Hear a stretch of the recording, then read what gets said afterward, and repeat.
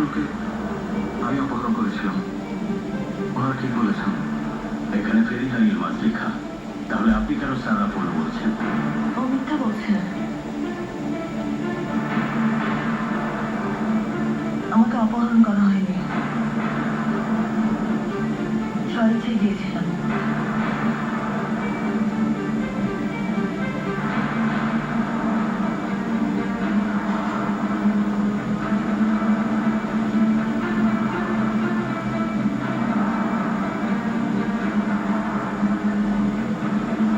যা দেখালি তোরা, স্বামী স্ত্রীর অভিনয়ে মুগ্ধ।